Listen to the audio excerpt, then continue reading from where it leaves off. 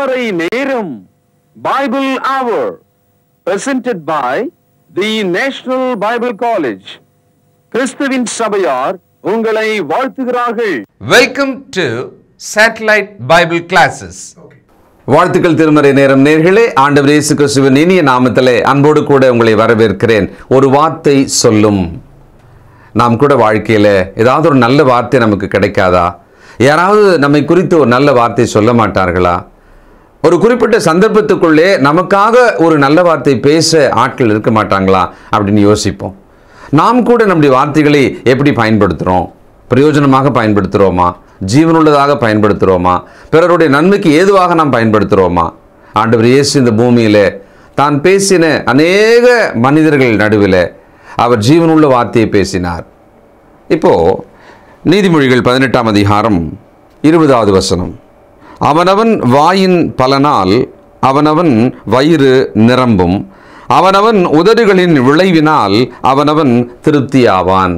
நம்முடைய வாயின் வார்த்தைகள், அந்த வார்த்தைகள் வழியாக நம்முடைய பிழைப்பு வாழ்க்கை நல்ல அமையும் அல்லது கெட்டதாகவும் மாறலாம்.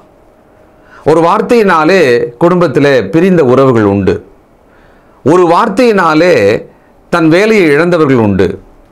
ஒரு வார்த்தையினாலே சுகம் பெற்று நல்ல தீர்மானம் பெற்று வாழ்க்கையில் முன்னேறியவர்களும் உண்டு. இன்றைக்கு நம்முடைய வாழ்க்கையில் கிறிஸ்தவர்களாக குறிப்பாக இந்த வேத வார்த்தைகளையெல்லாம் கையில் வச்சுட்டு அதையெல்லாம் இறுதியத்தில் நிரப்பிக்கொள்ளும் வாய்ப்பை பெற்றிருக்கிற நாம ரொம்ப பெரிய பாக்கியசாலிகள். காரணம், நம்முடைய வார்த்தைகள் தேவனுடைய வார்த்தைகளோடு சேர்ந்து அந்த கிருபை பொருந்தினதாக இருக்குமானால் மிகப்பெரிய ஜீவனுள்ள மாற்றங்களை அது உண்டாக்கும். நம்முடைய வார்த்தைகள் எப்படி இருக்கு? ஒரு வார்த்தை சரியாக பிறருடைய வாழ்க்கைக்கு பிரயோஜனமாக அல்லது நம்முடைய வாழ்க்கையின் பிழைப்புக்கு ஏதுவாக நம்மால் பேச முடியுமா? அந்த ஞானம் நமக்கு தேவை. இந்த நாளில் நம்முடைய செய்தியாளர் தேசிய வேதாகம கல்லூரியினுடைய கல்வித்துறை தலைவர் டாக்டர் பீட்டர் சாலமன் ஐயா அவர்கள். வணக்கம் திருமறை நேர நேயர்களே, உங்கள் அனைவருக்கும் என்னுடைய நெஞ்சார்ந்த புதிய நாள் வாழ்த்துக்கள். வான்வழி வகுப்புகளாக இந்த திருமறை நேர நிகழ்ச்சி ஒரு கிறிஸ்தவ விழிப்புணர்வு நிகழ்ச்சி. நீங்கள் அனைவரும் இயேசு கிறிஸ்துவனுடைய கட்டளைகளாகிய புதிய ஏற்பாடு அதன்படி நடக்க வேண்டும். உங்களை வாழ்த்துகிறேன்.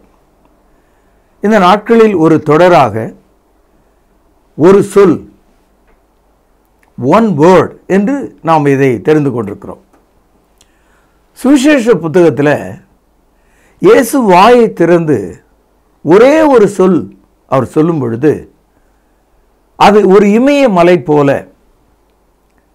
இந்திய பெருங்கடலை போல, விரிந்திருக்கிற இந்த பூமியைப் போல, விண்ணிலே காணப்படும் கிரகங்களைப் போல, வானத்தில் சுடர் விடும் சுடரைப் போல, பகலை ஆளும் சூரியனைப் போல, இரவை ஆளும் சந்திரனைப் போல அவருடைய சொற்கள் இருக்கிறது. ஒரு சொல். இயேசு கிறிஸ்து ஒரு மனிதனை பார்த்து கழுவு, வாஷ் என்று சொன்னார். இந்த ஒரு சொல்லுக்குள்ள அந்த மனிதன் வாழ்க்கை மாறிவிட்டது. இந்த மனிதன் காலத்தால வெளிச்சம்னா என்னன்னு தெரியாத ஆள், நிறங்கள்னா என்னன்னு தெரியாத ஆள், பூக்கள் எப்படி இருக்குன்னு தெரியாத ஆள், அவனுடைய தாயினுடைய முகம் எப்படி இருக்குன்னு தெரியாத ஆள், எருசலேம் தேவாலயம் எப்படி இருக்குன்னு தெரியாத ஆள், அவனுடைய காதுகளும் அவனுடைய மூக்கும் மட்டும்தான் ஆனது, அவனுடைய வாய் மட்டும்தான் அவனுக்கு பெரிய உறுப்பாக இருந்ததை தவிர அவனுடைய கண்கள் அவனுக்கு ஒன்றுமே இல்லாமல் போய்விட்டது. He was totally blind, not partial blind. சில பேர் 13 வயசுக்கு மேலே ஒரு அறப்பார்வையோடு இருப்பான். சில பேர் 40 வயதில் மின்னல் தாக்கி ஒரு கால் பார்வையோடு இருப்பான். கொஞ்சம் மங்களா தெரியும். ஆனால் இந்த மனுஷன் பிறந்ததிலிருந்தே பார்ன் பிளைண்ட். அதை நீங்கள் முதல்ல கவனிக்கணும். இதை யோவான் எழுதிய சுவிசேஷம் 9வது அதிகாரம் முதல் 41 வசனங்களில் இந்த தகவலை நம்ம பார்க்கிறோம். இந்த இடத்துல 2ஆம் வசனத்தில், அப்பொழுது அவருடைய சீஷர்கள் அவரை நோக்கி, ரபி, இவன் குருடனாய் பிறந்தது யார் செய்த பாவம்?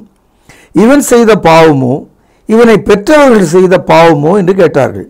இந்த ஒரு வசனத்தில் அவன் பிறந்த போதே குருடனாக இருக்கிறான் என்று அந்த அப்போஸ்தலர்கள் சாட்சி கொடுக்கிறார்கள்.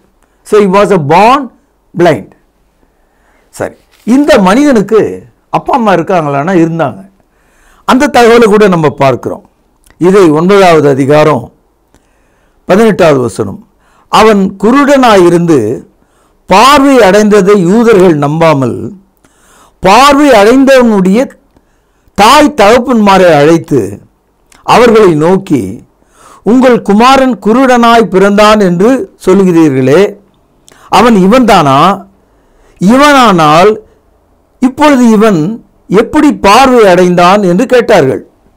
இப்போ இதிலிருந்து என்ன தெரியுதுன்னா, அவன் குருடனாய் பிறந்தான் என்பது ஊரார் பேச்சு பேசினதில் அல்ல, அது சமுதாயத்தினுடைய பேச்சா இருக்கு. அவனுடைய பெற்றோர்களுக்கு அது நன்றாக ஊரறிந்த விஷயமா இருக்கிறது. பெற்றோர்கள் என்ன சொன்னாங்க? அவன் ஒரு சின்ன குழந்தை, ஒரு சின்ன பையன் அல்லது வயதான ஆளு அப்படி சொல்ல. என்ன சொல்றாங்க பாருங்க, 20ஆம் வசனம். தாய் தகப்பன்மார் பிரதியுத்தரமாக, இவன் எங்கள் குமாரன் தான் ஒன்று, குருடனாய் பிறந்தான் என்றும் நாங்கள் அறிவோம் 2.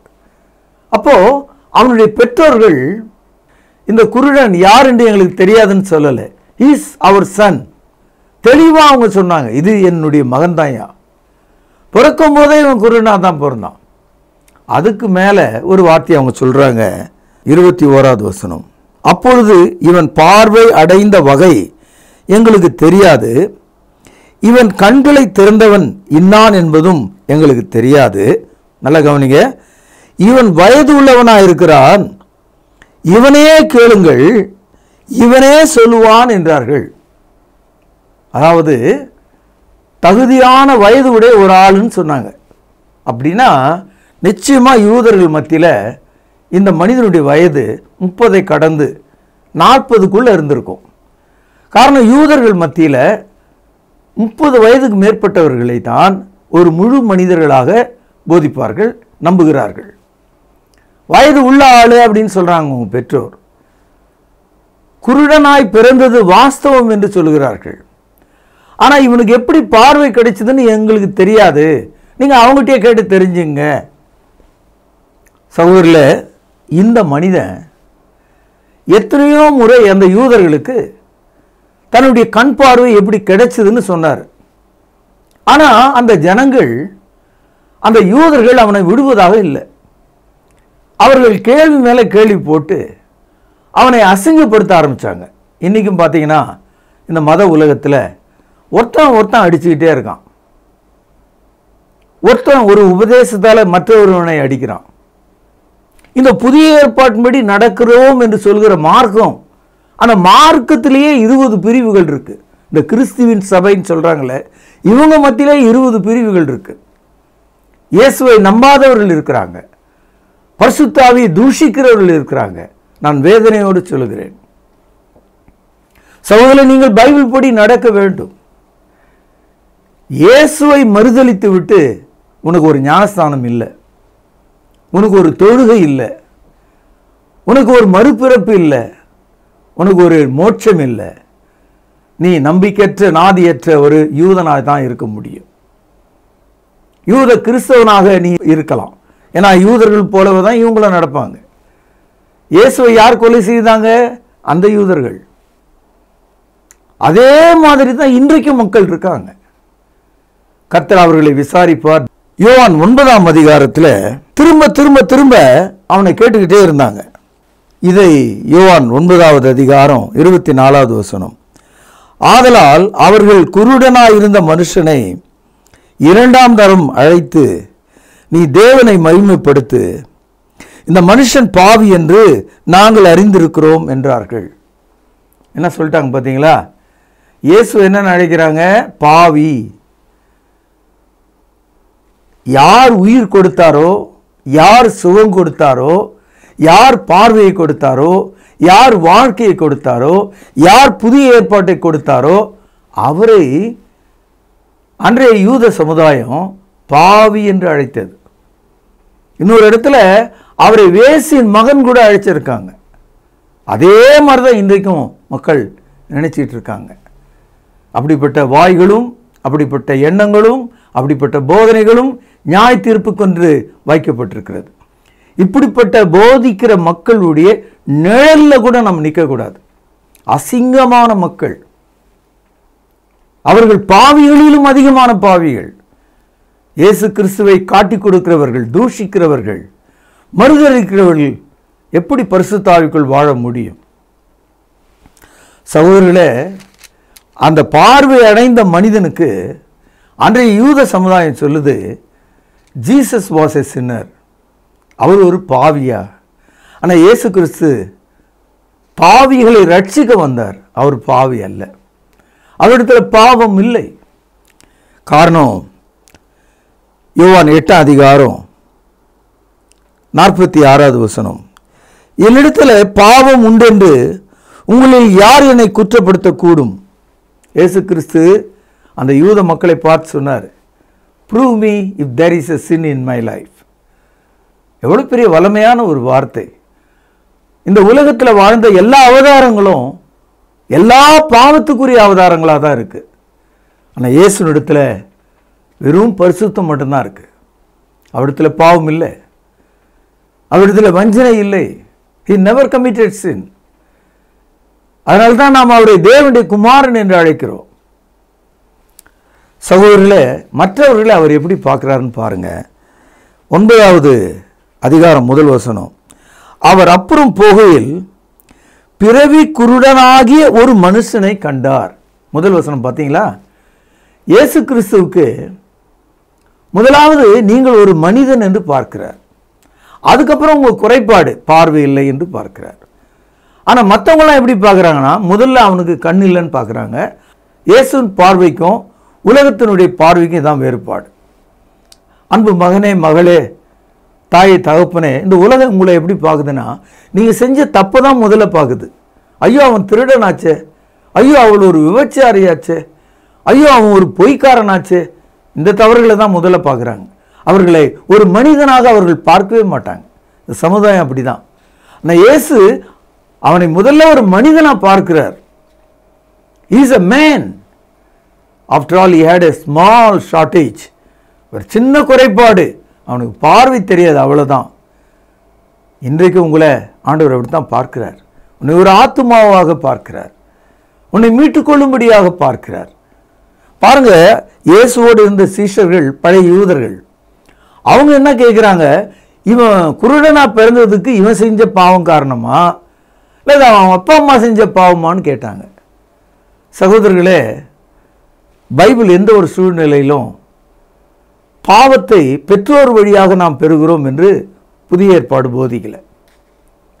பழைய ஏற்பாட்டில் சங்கீதம் 51 தாவீது தன்னுடைய தாயை பற்றி பேசும்போது ஒரு இடத்துல அப்படி சொல்றார், என் தாய் என்னை பாவத்திலே கர்ப்பம் தரித்தாள்.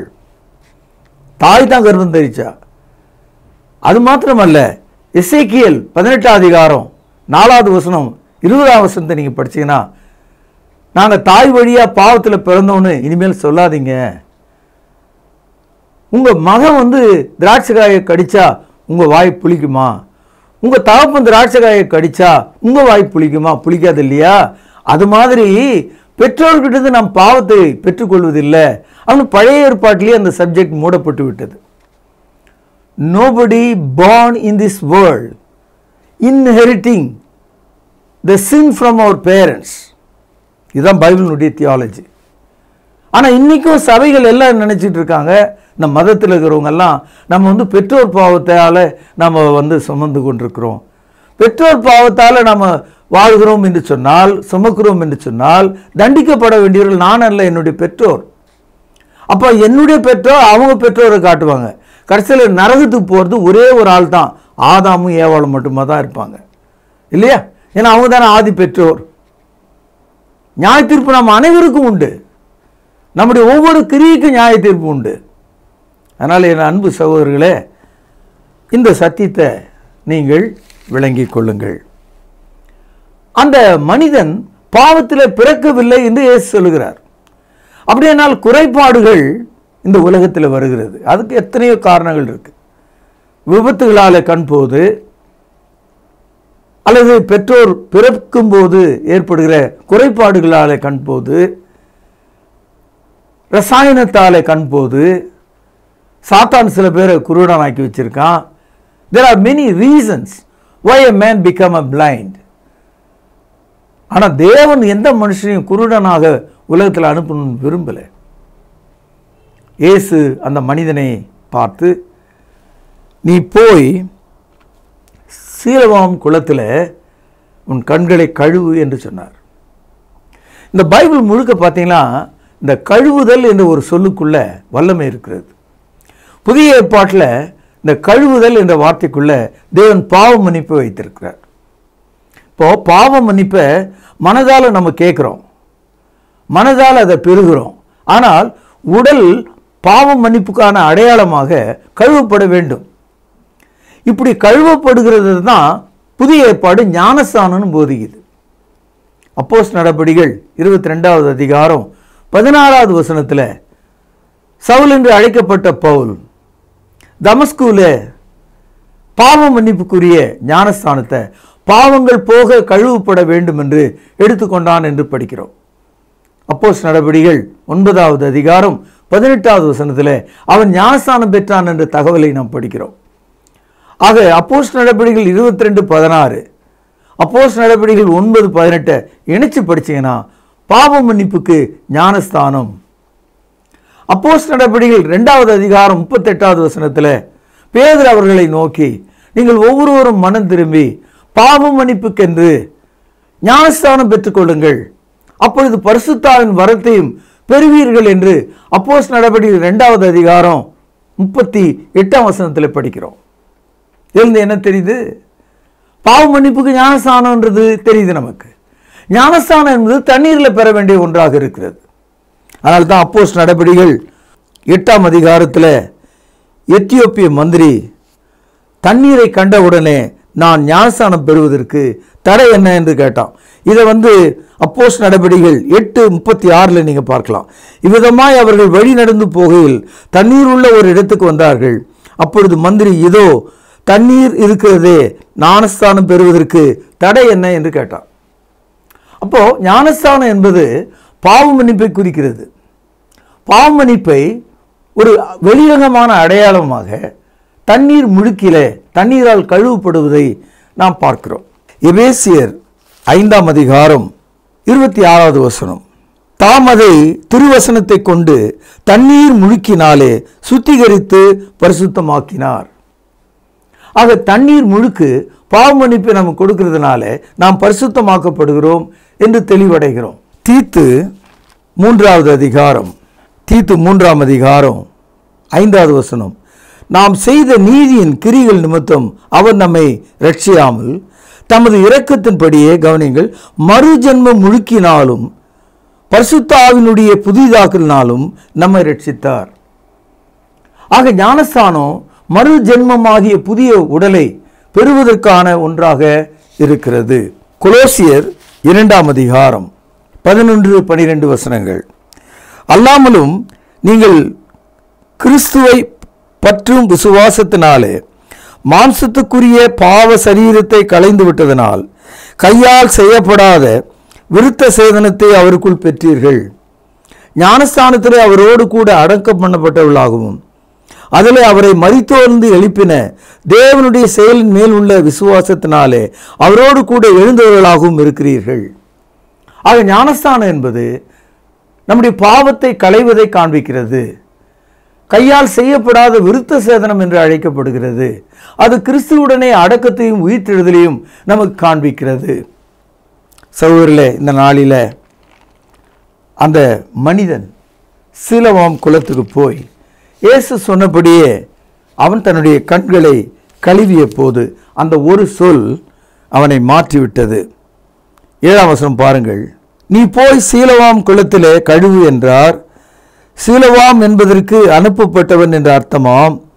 அப்படியே அவன் போய் கழுவி பார்வை அடைந்தவனாய் திரும்பி வந்தான்.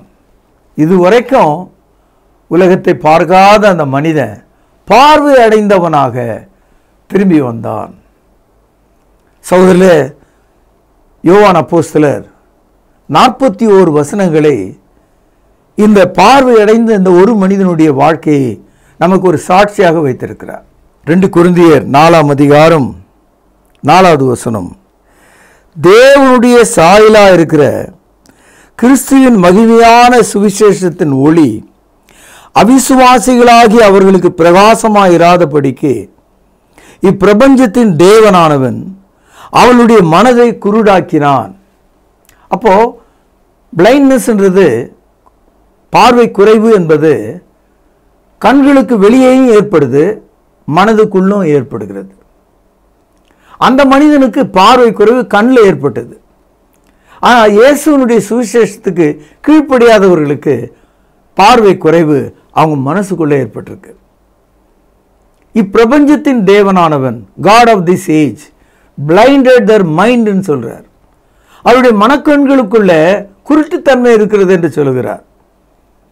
இன்றைக்கு எத்தனை மக்கள் இந்த வேத புத்தகத்தை படித்தாங்க? ஏன் அவர்கள் கிறிஸ்துக்குள்ள வரல?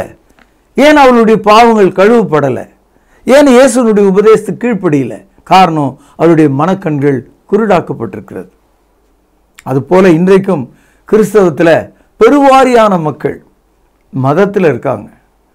அந்த மதத்தை நம்பிக்கிட்டு இருக்காங்க. ஒரு சின்ன கொரோனா வைரஸ் வந்ததுக்காக சபை கட்டடத்தை மூடிட்டாங்க.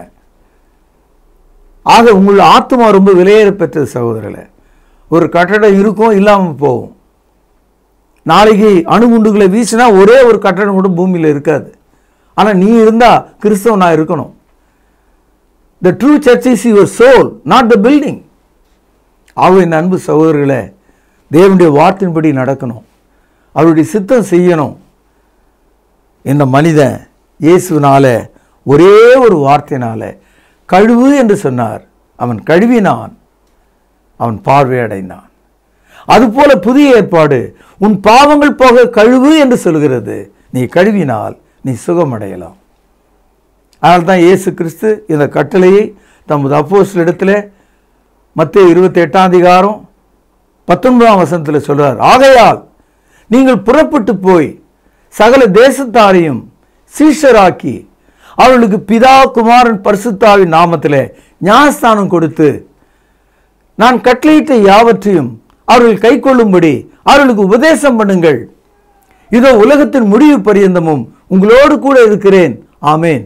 இப்படி தான் மத்தேயு 28ஆம் அதிகாரம் 19-20 வசனம் முடியுது. உலகத்தினுடைய கடைசி காலம் மட்டும் இந்த உபதேசம் செல்லுபடியாகும். இந்த நாளில உங்கள் ஆத்தும குருட்டுத்தன்மை நீங்கள் பாவ மன்னிப்புக்கென்று திருமுழுக்கு பெற்று தேவனுடைய மக்களாக ஜீவிக்க வேண்டும் என்று அன்போடு உங்களை நான் கேட்கிறேன். நான் பேசின வசனத்தில் குற்றங்களை தேடுவதை விட்டு அந்த வசனங்களில் உள்ள சத்தியத்தை தேடி பாருங்கள். உங்களுக்கு பிரியமா இருப்பதற்காக ஒரு பிரசங்கத்தை நான் செய்யாமல் தேவனுக்கு பிரியமா இருக்கும்படி ஆலோசனை உங்களுக்கு எடுத்து காண்பிக்கிறேன். ஒரு தீப்பெட்டி பாதுகாப்பானது. ஆனால் அந்த தீப்பெட்டிக்குள்ள உங்களுக்கு தேவைப்பட்டால் உங்களுக்கு ஒரு நெருப்பு உண்டாக்கலாம். ஒரு தீக்குச்சி ஒரு தேவைப்பட்டால் ஒரு முழு காட்டை கூட கொளுத்தி போடலாம். ஒரே ஒரு குச்சியில் 60 தீக்குச்சிகள் அழகாக அடுக்கப்பட்ட ஒரு தீப்பெட்டி பாதுகாப்பானது. அதனால தான் ஆங்கிலத்தில் சேஃப்டி மேட்சஸ்ன்னு சொல்கிறாங்க. அது மாதிரி பைபிளில் இருக்கிற உபதேசங்கள் சேஃப்டி டீச்சிங்ஸ். நீங்கள் அதை சரியாக பயன்படுத்தும் போது அது உங்களுக்கு ஆசீர்வாதமாக மாறும். தாயே, தகப்பனே, வாலிபனே, தங்கையே, இந்த நாளில் கேட்ட இந்த நல்ல வசனங்கள் உங்களுக்கு ஞானத்தையும் பார்வையடைந்த மனிதனுடைய ஆசீர்வாதத்தையும் உங்களுக்கு உண்டாக்க வேண்டும் என்று கேட்டு இங்கே இந்த செய்தியை நான் நிறைவு செய்கிறேன். பிரார்த்தனை செய்வோம். நாளை நாம் சந்திப்போம். மகா பரிசுத்த நிறைந்த எங்கள் அன்பான தகப்பனே, நாங்கள் யாரும் உலகத்தில் பாவத்தில் பிறப்பதில்லை என்ற அடிப்படை சத்தியத்தை புரிந்து கொண்டிருக்கிறோம். எங்கள் வாழ்க்கையில் இருக்கிற எந்த ஒரு குறை குற்றமும் பாவத்தின் அடையாளம் அல்ல என்று நாங்கள் புரிந்து கொண்டிருக்கிறோம். உமது ஒரு வார்த்தை கழுவ வேண்டும் என்று சொல்லும்போது நாங்கள் கழுவினால் ஆசீர்வதிக்கப்படுவோம் என்பதை அறிந்திருக்கிறோம். கேட்ட செய்தியை ஆசீர்வதியும். இயேசுவின் நாமத்தில் ஜெபத்தை கேட்டருளும் ஜீவனுள்ள எங்கள் நல்ல பிதாவே, ஆமேன்.